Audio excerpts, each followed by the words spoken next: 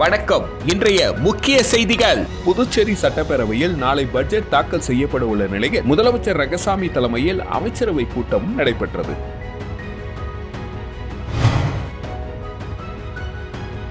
புதுச்சேரி சட்டப்பேரவை கூட்டத்தொடரில் கேரளா மாநிலம் வயநாடு நிலச்சரிவு சம்பவத்தில் உயிரிழந்தவர்களுக்கு இரங்கல் தெரிவிக்கப்பட்டது.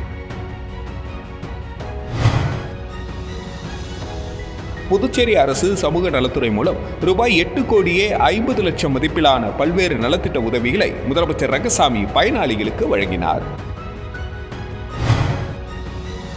புதுச்சேரியில் 3 நபர்களிடம் 4.03 லட்சம் மோசடி செய்த மர்ம நபர்கள் குறித்து போலீசார் வழக்கு பதிந்து விசாரித்து வருகின்றனர்.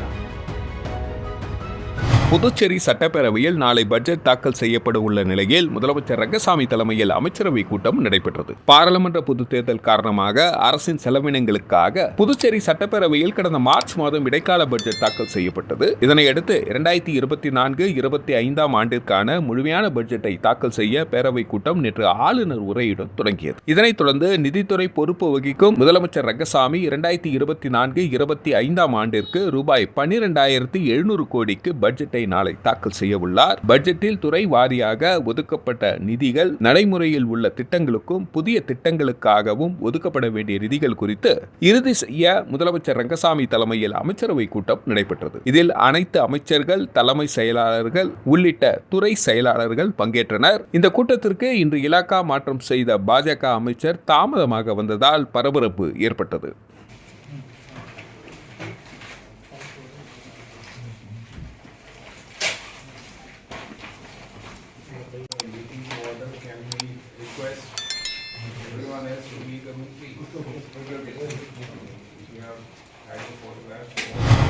புதுச்சேரி சட்டப்பேரவை கூட்டத்தொடரில் கேரளா மாநிலம் வயநாடு நிலச்சரிவு சம்பவத்தில் உயிரிழந்தவர்களுக்கு இரங்கல் தெரிவிக்கப்பட்டது. புதுச்சேரி 15வது சட்டப்பேரவையின் 5வது கூட்டத்துடன் நேற்று துணைநிலை ஆளுநர் உரையுடன் தொடங்கியது. ஆளுநர் உரைக்கு எதிர்ப்பு தெரிவித்து திமுக, காங்கிரஸ் கட்சி எம்எல்ஏக்கள் வெளிநடப்பு செய்தனர். அதனைத் தொடர்ந்து 2ஆம் நாளான இன்று சபாநாயகர் செல்வம் குரல் வாசிக்க தொடங்கியது. கூட்டத்தில் மறைந்த முன்னாள் சட்டமன்ற உறுப்பினர் கிருஷ்ணமூர்த்தி, அன்பழகன் ஆகியோருக்கு இரங்கல் தெரிவிக்கப்பட்டது. மேலும் கேரளா மாநிலம் வயநாடு நிலச்சரிவு சம்பவத்தில் உயிரிழந்தவர்கள் இரங்கல் தெரிவிக்கப்பட்டதுடன் 2 நிமிட மௌன அஞ்சலி செலுத்தப்பட்டது. அதனைத் தொடர்ந்து துணைநிலை ஆளுநர் உரைக்கு நன்றி தெரிவித்தல் மற்றும் இன்றைய கூட்டத்தில் சட்டமன்ற வரைவுகளுக்கு இசைவு அளித்தல் போன்றவை நடைபெற்றது. நாளை நிதித்துறைக்கு பொறுப்பு வகிக்கும் முதல்வர் ரங்கசாமி நிதிநிலை அறிக்கையை தாக்கல் செய்கிறார். புதுச்சேரி அரசு சமூக நலத்துறை மூலம் ரூபாய் 8,50,00,000 மதிப்பிலான பல்வேறு நலத்திட்ட உதவிகளை முதலமைச்சர் ரங்கசாமி பயனாளிகளுக்கு வழங்கினார். புதுச்சேரி அரசு சமூக நலத்துறை மற்றும் பிற்படுத்தப்பட்ட மற்றும் சிறுபான்மையினர் நலத்துறை சார்பில் நலத்திட்ட உதவிகள் வழங்கும் துவக்க விழா சேக்கிழார் அரசு உயர்நிலைப் பள்ளியில் நடைபெற்றது. சமூக நலத்துறை அமைச்சர் தேனி ஜெயக்குமார் தலைமையில் நடைபெற்ற இவ்விழாவில் சட்டப்பேரவைத் தலைவர் செல்வம் முன்னிலை வகித்தார். இவ்விழாவில் முதலமைச்சர் ரங்கசாமி சிறப்பு விருந்தினராக கலந்து கொண்டு 8,50,00,000 மதிப்பில் மாற்றுத்திறனாளிகளுக்கு விலையில்லா 3 சக்கர மோட்டார் வாகனங்களும், பள்ளி மாணவ மாணவிகளுக்கு மிதிவண்டிகள் மற்றும் மழைக்கோட்டுகளும், 60 வயதை கடந்த மூத்த குடிமக்களுக்கு போர்வைகள் மற்றும் காலணிகள் உள்ளிட்ட நலத்திட்ட உதவிகளை வழங்கினார். இந்த நிகழ்ச்சியில் சமூக நலத்துறை இயக்குனர் ராகினி, துணை இயக்குனர் ஆறுமுகம் மற்றும் சமூக நலத்துறை அதிகாரிகள் உட்பட பலர் கலந்து கொண்டனர். அமிர்தவல்லி, சந்திரா, ஜீவா, சாம்பசிவம், சந்திர பிரகாசம், மணி, ராஜ ஸ்ரீனிவாசம், வைத்திலிங்கம். காலத்தோடு அந்தந்த நலத்திட்ட உதவிகளை உயர்த்தி வழங்கியது மட்டுமல்ல, காலத்தோடு வழங்கி வருகின்றது. முதல்வருடைய உதவித்தொகையாக இருந்தாலும் சரி, மாணவர்களுக்கான மிதிவண்டி, இலவச மிதிவண்டியாக இருந்தாலும் சரி, நம்முடைய மாற்றுத்திறனாளிகளுக்குரிய 3 சக்கர வாகனங்கள் இவையெல்லாம் இப்பொழுது காலத்தோடு வழங்கி வருவதை நீங்கள் நன்றாக பார்த்தீர்கள். புதுச்சேரியில் 3 நபர்களிடம் ரூபாய் 4.03 லட்சம் மோசடி செய்த மர்ம நபர்கள் குறித்து போலீசார் வழக்கு பதிந்து விசாரித்து வருகின்றனர். புதுச்சேரி லாஸ்பேட்டையை சேர்ந்தவர் கருணாநிதி. இவர் முகநூலில் தையல் தொழில் சார்ந்த பொருட்களை வாங்க குறிப்பிட்ட நிறுவனத்தை தொடர்பு கொண்ட நிலையில் அவர்கள் பொருட்களை அனுப்பி வைப்பதாக கூறி 11,000 மோசடி செய்தனர். ஏடாம் விகாஸ் பகுதியை சேர்ந்தவர் ராஜு. இவர் தொழில் தொடங்குவது குறித்து இணையத்தில் விசாரித்த நிலையில் அவரை தொடர்பு கொண்ட மர்ம நபர்கள் ரூபாய் 2.42 லட்சத்தை இணைய வழியில் பெற்றுக்கொண்டு மோசடி செய்துள்ளனர். புதுச்சேரி சாரம் பகுதியை சேர்ந்தவர் ராஜீவ்குமார். இவர் இணையதளத்தில் வேலை தேடியுள்ளார். அப்பொழுது அவரை தொடர்பு கொண்ட மர்ம நபர் தன்னை குறிப்பிட்ட நிறுவனத்தின் அதிகாரி என கூறியதை நம்பி ரூபாய் 1.50 லட்சத்தை மர்ம நபரின் வங்கி கணக்குக்கு அனுப்பி ஏமாந்துள்ளார். 3 மோசடி புகார்கள் குறித்து புதுச்சேரி இணையவழி குற்றப்பிரிவு போலீசார் வழக்கு பதிந்து விசாரித்து வருகின்றனர். புதுச்சேரியில் காலாவதியாகி புதுப்பிக்கப்படாத ஒப்பந்தம் மற்றும் ஆட்டோ ரிக்ஷா வாகனங்களின் பர்மிட்டுகள் ரத்து செய்யப்படும் என போக்குவரத்து துறை எச்சரிக்கை விடுத்துள்ளது. புதுவை போக்குவரத்து துறை கழகம் வெளியிட்டுள்ள செய்திக்குறிப்பில் புதுச்சேரியில் தற்பொழுது சில ஒப்பந்த வாகனம் மற்றும் ஆட்டோ ரிக்ஷா வாகன உரிமையாளர்கள் அவற்றின் பெர்மிட் காலம் முடிந்து காலாவதியான பிறகும் அதை புதுப்பிக்காமல் உள்ளனர். பெர்மிட் காலாவதியான 15 நாட்களில் அதை புதுப்பிக்க விண்ணப்பிப்பது அவசியம். மேலும் காலாவதியான பெர்மிட்டுகளை புதுப்பிக்க தாமதத்துக்குரிய காரணங்கள் மற்றும் சூழ்நிலைகளை விளக்கி எழுதி கூடுதல் கட்டணங்களோடு விண்ணப்பங்கள் பெறப்பட்டு பர்மிட் ஒப்புதல் வழங்கப்பட்டு வருகிறது. வாகன பர்மிட் காலம் காலாவதியாகி 5 ஆண்டுகள் ஆன நிலையில் அவற்றை புதுப்பிக்க விண்ணப்பங்கள் பெறுவது குறித்து கடந்த ஜூலை 3ஆம் தேதி நடந்த போக்குவரத்து ஆணையர் கூட்டத்தில் பரிசீலிக்கப்பட்டது. எனவே அனைத்து காலாவதியான பர்மிட்டுகளை புதுப்பித்து தர நடவடிக்கை எடுக்கப்பட்டுள்ளது. அதன்படி வரும் ஆகஸ்ட் 31ஆம் தேதிக்குள் அந்தந்த பகுதி வட்டார போக்குவரத்து அலுவலகத்தில் சம்பந்தப்பட்டோர் விண்ணப்பித்து பர்மிட்டுகளை புதுப்பிக்கலாம் என குறிப்பிடப்பட்டுள்ளது. புதுச்சேரியில் நள்ளிரவில் அதிவேகமாக வந்த ஆட்டோ மோதியதில் நடந்து சென்ற ஜொமேட்டோ ஊழியர் பரிதாபமாக உயிரிழந்த சம்பவம் தொடர்பான சிசிடிவி காட்சிகள் வெளியாகி அதிர்ச்சியை ஏற்படுத்தியுள்ளது. புதுச்சேரி நெல்லித்தோப்பு பகுதியை சேர்ந்தவர் விஜயகுமார். இவர் ஜொமேட்டோவில் ஊழியராக பணியாற்றி வருகிறார். இந்த நிலையில் நேற்று நள்ளிரவு காமராஜர் சாலையில் வாகனத்தை நிறுத்திவிட்டு போன் பேசிக்கொண்டு நடந்து சென்ற ஜொமேட்டோ ஊழியர் விஜயகுமார் மீது அதிவேகமாக வந்த ஆட்டோ எதிர்பாராத விதமாக மோதியதில் அவர் படுகாயமடைந்தார். திடீர் விபத்தால் பதற்றம் அடைந்த ஆட்டோ ஓட்டுநர் அருகே இருந்த கோவில் முன்பு விஜயகுமாரை உட்கார வைத்துவிட்டு தப்பிச் சென்றார். படுகாயமடைந்த விஜயகுமார் இரவு முழுவதும் அங்கே இருந்ததால் நிறைய ரத்தம் வெளியேறி பரிதாபமாக உயிரிழந்தார். இது தொடர்பாக உருளையம்பேட்டை போலீசார் வழக்கு பதிந்து விசாரணை மேற்கொண்டு வருவதுடன் ஆட்டோ ஓட்டுநரை வலை வீசி தேடி வருகின்றனர். இந்த நிலையில் இந்த சம்பவம் தொடர்பான சிசிடிவி காட்சிகள் வெளியாகி புதுச்சேரியில் பெரும் அதிர்ச்சியை ஏற்படுத்தியுள்ளது.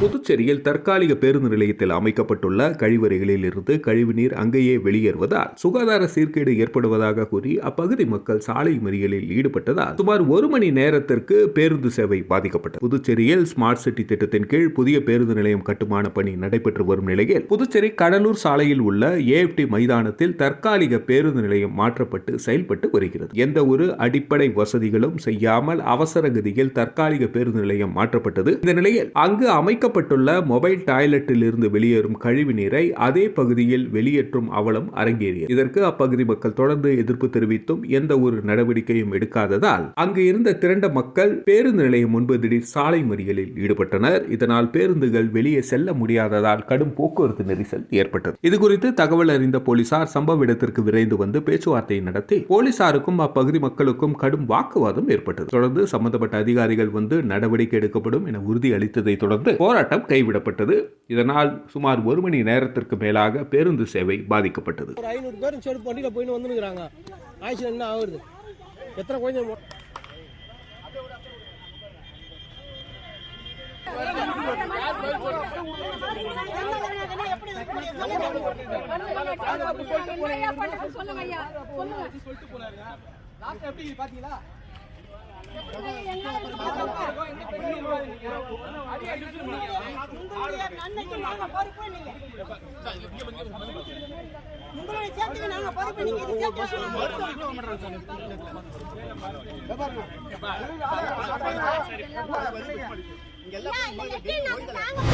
கேரள மாநிலம் வயநாட்டில் ஏற்பட்ட நிலச்சரிவில் சிக்கி 250க்கும் மேற்பட்ட உயிரிழந்த துயர சம்பவத்திற்கு இரங்கல் தெரிவித்த அதிமுக மாநில துணை செயலாளர் வையாபுரி மணிகண்டன் கேரள முதல்வர் நிவாரண நிதிக்கு ரூபாய் 25,000 நிதி வழங்கியுள்ளார். புதுச்சேரி முத்தியால்பேட்டை அதிமுக அலுவலகத்தில் செய்தியாளர்களை சந்தித்த மாநில துணை செயலாளரும் தொகுதி முன்னாள் சட்டமன்ற உறுப்பினருமான வையாபுரி மணிகண்டன் கேரள மாநிலம் வயநாட்டில் ஏற்பட்ட இயற்கை பேரிடரான நிலச்சரிவில் சிக்கி 250க்கும் மேற்பட்டோர் உயிரிழந்துள்ளனர். 500க்கும் மேற்பட்ட குடும்பத்தினர் உறவினர்கள் வீடுகளை இழந்து நிர்கதியாக நிற்கின்றனர். புதுச்சேரி மாநிலத்தின் மாகே பிராந்தியம் கேரளா மாநிலம் கண்ணூர் மாவட்டத்தின் அருகில் உள்ளது. இந்த நாடு இறையாண்மை சகோதரத்தால் கட்டமைக்கப்பட்டுள்ளது. கேரளா மாநிலத்தின் பெருந்துயரில் புதுச்சேரி மாநிலமும் பங்கேற்று இயன்ற உதவிகளை செய்ய வேண்டும். புதுச்சேரி அரசு சார்பில் அண்டை மாநிலமான கேரளா மாநிலத்துக்கு தேவையான நிவாரண உதவிகளை வழங்க வேண்டும் என புதுச்சேரி மாநில அதிமுக சார்பில் வலியுறுத்தி கேட்டுக்கொள்கின்றேன் என தெரிவித்தார். மேலும் கேரள மாநிலம் பெருந்துயரில் பங்கேற்கும் விதமாக அம்மாநில அரசின் பேரிடர் முதலமைச்சர் நிவாரண நிதிக்காக புதுச்சேரி மாநில அதிமுக துணை செயலாளர் என்ற முறையில் ரூபாய் 25,000 அனுப்பியுள்ளேன் என்றார். இதேபோல் புதுச்சேரி மக்கள், வியாபாரிகள், சமூக அமைப்பினர், அரசு ஊழியர்கள், அரசியல் கட்சியினர், அரசியல்வாதிகள், சட்டமன்ற உறுப்பினர்கள், எம்பிக்கள் என அனைத்து தரப்பு மக்களும் கேரள மாநில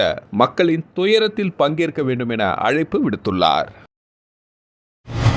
புதுச்சேரியில் பேனர் வைத்தால் புகாரளிக்க அறிவிக்கப்பட்ட வாட்ஸ்அப் எண்ணை 2 வாரத்திலேயே திரும்ப பெறுவதாக அறிவித்திருப்பது மக்களிடம் அதிருப்தியை ஏற்படுத்தியுள்ளது. முதல்வர் பிறந்தநாள் வருவதால் அவரது ஆதரவாளர்கள் பேனர் வைக்க தொடங்கியுள்ளதுதான் இந்த முடிவுக்கு காரணம் என்று விமர்சனம் எழுந்துள்ளது. புதுச்சேரியில் பொது இடங்களில் சட்டவிரோதமாக விளம்பர பலகைகள், கட் அவுட் பேனர்கள் வைக்கப்படுகின்றன. இந்த நிலையில் கடந்த 18ஆம் தேதி பேனர் கலாச்சாரத்திற்கு முற்றுப்புள்ளி வைக்கும் வகையில் பொது இடங்களில் சட்டவிரோத பதாகைகள் வைப்பவர்கள் யாராக இருந்தாலும் அவர்கள் மீது சட்டப்படி நடவடிக்கை எடுக்கப்படும். பதாகை வைப்பவர் தனி நபராக இருந்தாலும் குழுவாக இருந்தாலும் சட்ட நடவடிக்கை எடுக்கப்படும் என தெரிவிக்கப்பட்டிருந்தது. பொதுமக்கள் 9443383418 என்ற எண்ணில் பேனர்களை போட்டோ எடுத்து வாட்ஸ்அப் மூலம் புகார் தெரிவிக்கலாம் என சப் கலெக்டர் அறிவிப்பு வெளியிட்டிருந்தார். சப் கலெக்டரின் இந்த அறிவிப்புக்கு பொதுமக்கள் மத்தியில் அமோக வரவேற்பு எழுந்தது. இந்நிலையில் சப் கலெக்டர் நேற்று பிறப்பித்துள்ள உத்தரவில் பேனருக்கு எதிராக மாவட்ட நிர்வாகத்திற்கு புகார் தர தெரிவிக்கப்பட்ட வாட்ஸ்அப் எண் நிர்வாக காரணங்களுக்காக திரும்ப பெறப்படுகிறது எனவும் இந்த எண்ணிற்கு புகார் அனுப்ப வேண்டாம், குறைகள் புகார்களை சமர்ப்பிக்க மற்ற அனைத்து வழிகளும் வழக்கம் போல் செயல்படும் என தெரிவித்துள்ளார். இது மக்களிடம் அதிருப்தியை ஏற்படுத்தியுள்ளது. முதல்வர் பிறந்தநாள் வருவதால் அவரது ஆதரவாளர்கள் பேனர் வைக்க தொடங்கியுள்ளதுதான் இம்முடிவுக்கு காரணம் என விமர்சனம் எழுந்துள்ளது. புதுச்சேரியில் நகராட்சி ஊழியர்களுக்கு அரசே நேரடியாக சம்பளம் வழங்க வேண்டும், வாரிசுதாரர்களுக்கு கருணை அடிப்படையில் பணி வழங்க வேண்டும் உட்பட பல்வேறு கோரிக்கைகளை வலியுறுத்தி நகராட்சி மற்றும் கொம்யூன் பஞ்சாயத்து ஊழியர்கள் 100க்கும் மேற்பட்டோர் கண்டன ஆர்ப்பாட்டத்தில் ஈடுபட்டனர். புதுச்சேரியில் பட்ஜெட் கூட்டத்தொடர் தொடங்கியுள்ள நிலையில் நகராட்சி மற்றும் கொம்யூன் பஞ்சாயத்து ஊழியர்கள் கூட்டுக்குழுவினர் பல்வேறு கோரிக்கைகளை வலியுறுத்தி தொடர் போராட்டத்தினை அறிவித்துள்ளனர். அதன்படி முதற்கட்டமாக அண்ணா சிலை அருகே கண்டன ஆர்ப்பாட்டம் இன்று நடைபெற்றது. கூட்டுக்குழு ஆலோசகர் ஆனந்த கணபதி தலைமையில் நடைபெற்ற இந்த ஆர்ப்பாட்டத்தில் 100க்கும் மேற்பட்ட ஊழியர்கள் கலந்து கொண்டு நகராட்சி மற்றும் கொம்யூன் பஞ்சாயத்து ஊழியர்களுக்கு அரசே நேரடியாக சம்பளம் மற்றும் பென்ஷன் வழங்க வேண்டும், அரசு உதவி பெறும் பள்ளி ஆசிரியர்களை பின்பற்றி நகராட்சி ஊழியர்களுக்கும் 7வது ஊதிய குழு தொகையை வழங்க வேண்டும், பணியின் பொழுது உயிரிழந்த ஊழியர்களின் வாரிசுதாரர்களுக்கு கருணை அடிப்படையில் பணி வழங்க வேண்டும் உட்பட பல்வேறு கோரிக்கைகளை வலியுறுத்தி கண்டன கோஷங்களை எழுப்பினார்கள். இதேபோல் புதுச்சேரி பிராந்தியமான ஏனாமிலும் நகராட்சி மற்றும் கொம்யூன் பஞ்சாயத்து ஊழியர்கள் ஆர்ப்பாட்டத்தில் ஈடுபட்டனர். மேலும் வரும் 8ஆம் தேதி 2ஆம் கட்டமாக புதுச்சேரி உள்ளாட்சித்துறை அலுவலகம் முன்பு கண்டன ஆர்ப்பாட்டம் நடைபெறும் என அறிவித்துள்ளனர். புதுச்சேரியில் ஆதி திராவிடர் அரசு மாணவர் விடுதியில் பணியாற்றி ஓய்வு பெற்ற சமையல் உதவியாளருக்கு பாராட்டு விழா நடத்திய துறை இயக்குநர் இளங்கோவன் தனது காரிலேயே அவரை வீட்டிற்கு வழி அனுப்பி வைத்த சம்பவம் நிகழ்ச்சியை ஏற்படுத்தியுள்ளது. புதுச்சேரி அரசு ஆதி திராவிடர் மற்றும் பழங்குடியினர் நலத்துறையில் கடந்த 25 ஆண்டுகளாக பணிபுரிந்து வந்த சமையல் உதவியாளர் கஸ்தூரிபாய் பணி நிறைவு பெறும் நிலையில் ஆதி திராவிடர் நலத்துறை இயக்குநர் இளங்கோவன் அறிவுறுத்தல் பேரில் அவருக்கு பணி நிறைவு பாராட்டு விழா கிருஷ்ணநகர் அரசு மாணவியர் விடுதி வளாகத்தில் இன்று நடைபெற்றது. விடுதி காப்பாளர் கவிதா தலைமையில் நடைபெற்ற விழாவில் சிறப்பு விருந்தினராக ஆதி திராவிடர் நலத்துறை இயக்குநர் இளங்கோவன் கலந்து கொண்டு கஸ்தூரிபாய் 25 ஆண்டுகால சேவையினை பாராட்டி சால்வை அணிவித்தும் பரிசுகள் வழங்கி வாழ்த்து தெரிவித்தார். தொடர்ந்து விழாவில் பேசிய இயக்குநர் இளங்கோவன் ஆதி திராவிடர் நலத்துறையில் பணியாற்றும் கடைநிலை ஊழியர்களுக்கும் பணி நிறைவு பாராட்டு விழா நடத்தி வருவது மகிழ்ச்சி அளிப்பதாகவும் எந்த ஒரு வசதிகளும் இல்லாத காலத்தில் விறகு அடுப்பில் சமையல் செய்து 100க்கும் மேற்பட்டோருக்கு உணவு வழங்கி இருப்பது பாராட்டுக்குரியது என்றார். இவ்விழாவில் முடிவில் கஸ்தூரிபாய் மற்றும் அவரது குடும்பத்தினரை யாரும் எதிர்பார்க்காத வகையில் இயக்குநர் இளங்கோவன் என்பவன் தனது காரிலேயே வீட்டுக்கு அனுப்பி வைத்து அங்கிருந்தவர்களிடையே நிகழ்ச்சியை ஏற்படுத்தியது. இந்த நிகழ்ச்சியில் துறை கண்காணிப்பாளர் வேல்முருகன், அதிகாரிகள், ஊழியர்கள் மற்றும் மாணவிகள் திரளாக கலந்து கொண்டனர்.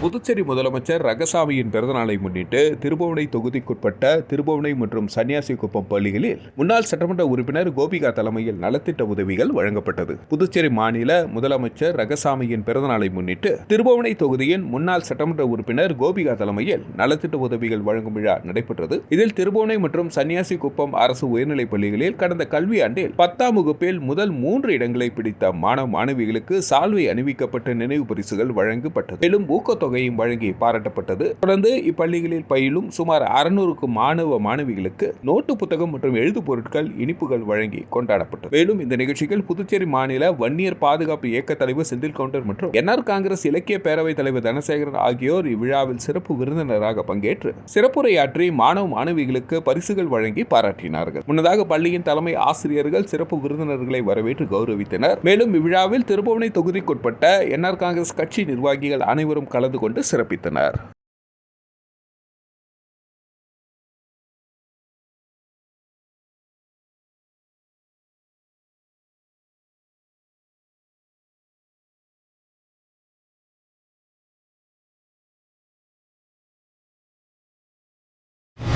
புதுச்சேரியில் ஜாய் எலுகாஸ் மூலமாக வீடற்ற ஏழைகளுக்கு ஜாய் ஹோம் ஃபவுண்டேஷன் மூலமாக வீடு கட்டுவதற்கான காசோலை வழங்கப்பட்டது. புதுச்சேரி மாநிலத்தில் வீடற்ற ஏழைகளுக்கு மறுவாழ்வு செய்வதற்காக புதிய முயற்சிகளுடன் ஜாய் எலுகாஸ் ஜுவல்லரி குழுமத்தின் ஜாய் ஹோம் ஃபவுண்டேஷன் மூலமாக வீடு கட்டுவதற்கான நிதி உதவி வழங்குவதற்கான நிகழ்ச்சிகள் ஏற்பாடு செய்யப்படும். மங்கலம் தொகுதிக்குட்பட்ட கணுவாய்பேட்டை பகுதியை சேர்ந்த முகமது அலி மற்றும் வீரப்பன் ஆகிய குடும்பத்தினருக்கு தலா ரூபாய் 1,50,000க்கான காசோலையை முன்னாள் சேர்மன் பாலமுருகன் சிறப்பு அழைப்பாளராக கலந்து கொண்டு பயனாளிகளிடம் வழங்கினார். இந்த நிகழ்ச்சியில் ஜாய் எலுகாஸ் மேலாளர் ஷஃபி, தலைவர் இனைதுல்லா, துணைத் தலைவர் அப்துல் அஜீஸ், செயலாளர் சகாதீன், துணை செயலாளர் கமருதீன், பொருளாளர் மௌலி சாகுல் ஹமீத் மற்றும் ஊழியர்கள், ஊர் முக்கிய பிரமுகர் மூர்த்தி மற்றும் ஊர் பொதுமக்கள் திரளானோர் கலந்து கொண்டனர்.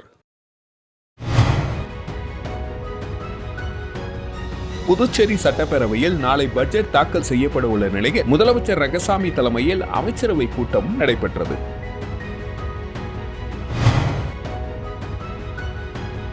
புதுச்சேரி சட்டப்பேரவை கூட்டத்தொடரில் கேரளா மாநிலம் வயநாடு நிலச்சரிவு சம்பவத்தில் உயிரிழந்தவர்களுக்கு இரங்கல் தெரிவிக்கப்பட்டது.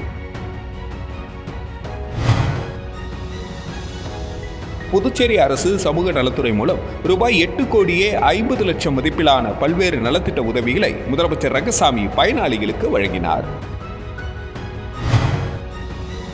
புதுச்சேரியில் 3 நபர்களிடம் 4.03 லட்சம் மோசடி செய்த மர்ம நபர்கள் குறித்து போலீசார் வழக்கு பதிந்து விசாரித்து வருகின்றனர். செய்திகளை துல்லியமாக தெரிந்து கொள்ள கிரியேட்டிவ் மீடியா நியூஸ் யூடியூப் சேனலை சப்ஸ்கிரைப் செய்து கொள்ளுங்கள். வணக்கம்.